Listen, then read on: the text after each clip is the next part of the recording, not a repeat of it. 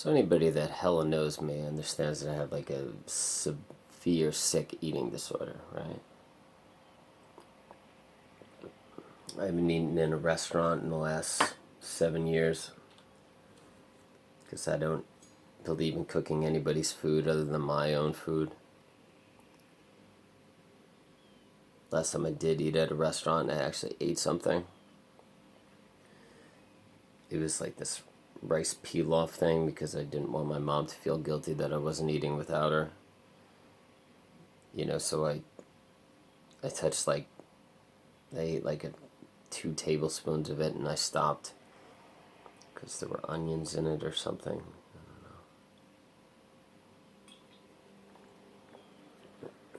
Usually when I go out to a restaurant with people, I just get a decaf coffee.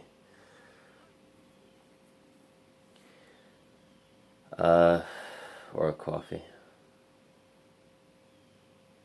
And last night I was, I was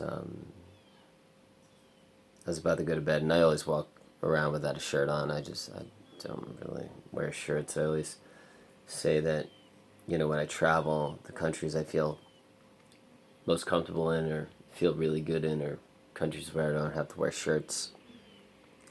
Usually they're countries like Costa Rica, things like that. I feel like, the less clothes, the better.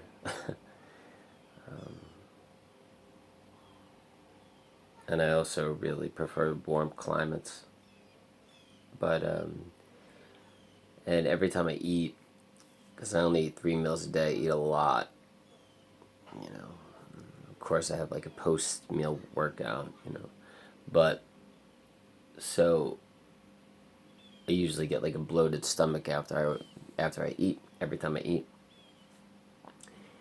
And so I just went into my, friend's room after I ate last night. And he was like, "Oh, you're pregnant."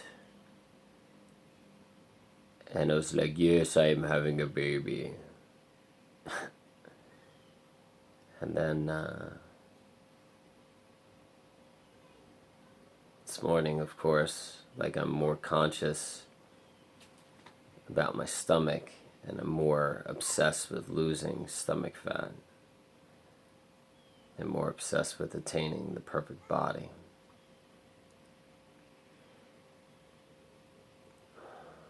And I think that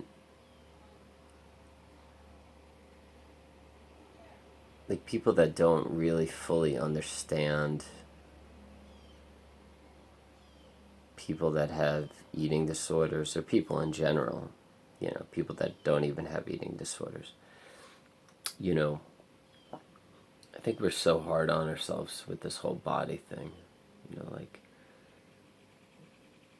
A body should just be a body. It should just function. It should just be able to do things. That's it. If you're healthy, you're healthy. If you're strong enough to lift things, you're strong enough to lift things. I think we put a lot of weight on each other about how our bodies look. And if we don't look a certain way, people start to take their love away from us, or they don't love us as much as they could because we don't look perfect.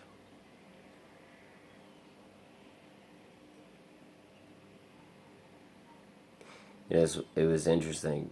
Maybe this might have been delusional thinking because I don't know, sometimes I'll think things or I'll see things, or I'll pick up on emotions or energies, and maybe other people don't pick up on those same things, so I don't know if they're real or not, if they're true, or if I'm just kind of making them up. But I remember being in Disney World a few years ago,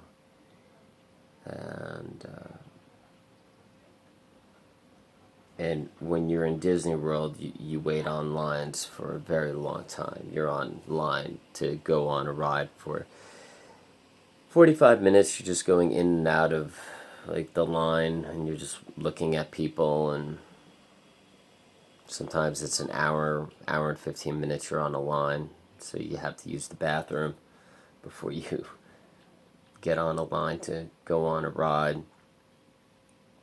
I remember which line it was. I believe it was Pirates of the Caribbean. And this was the first time I did this experiment. I've done it several times since, at like SeaWorld and things like that. But at the time, the first time I did it, I was in Pirates of the Caribbean. And I was looking around and I was noticing that there were certain couples that were very happy, and there were certain couples that were very unhappy. And I was like, well, why are some couples happy? And why are some couples unhappy? And then I started to notice things. And I was like, all the happy couples, for some weird reason, they both look in shape. The girl is in shape. She takes care of her body. She eats healthy. She works out, most likely. And the man is in shape. He's healthy looking. He probably works out. He probably eats healthy. And they both have like very nice figures, very nice bodies. So they're probably also very sexual. They probably have sex quite a bit, right? So, which may lead to a healthier relationship. They've also found through doing research that people that are more active, people that are more physical, that work out more and that kind of thing, they also tend to have more sex because they have more testosterone or whatever it is. But they tend to have more sex with their partners when they're more physically active. Whether it's working out, playing sports, whatever it is. I didn't beat the kids out, so if you hear people screaming at their children, it's normal. So I don't know why some people scream at their children so much, but anyways, and then but then so those couples, they all seemed happy, the couples that were in shape and then they worked out.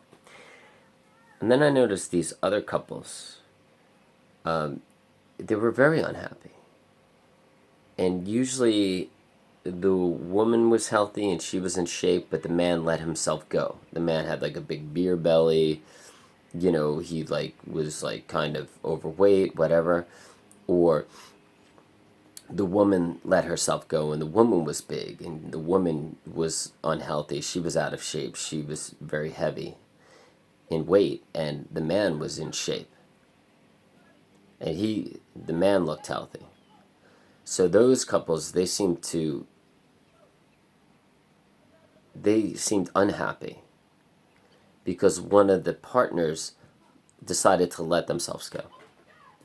And they were like, yeah, like I'm not going to work on my body anymore. I'm not going to be in shape anymore. I'm not going to be fit anymore. I'm not going to eat health anymore. I'm just going to give up, let myself go. And my partner, I don't give a shit.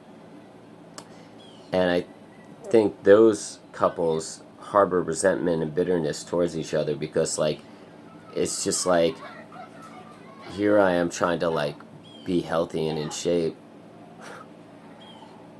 Here I am trying to be healthy and in shape, and like the person that I'm with is choosing to just not care anymore and just let themselves go. And I found that those couples, they weren't as happy. And I do, and sometimes a lot of that could do, with, I can't even concentrate because they're yelling at the kids so much. A lot of it might have to do with hyperthyroidism, or having children and just like not being able to lose the weight again, or whatever the case may be. But I felt like, and those are justifiable reasons, but I feel like those couples were less happy. Hold on, time out.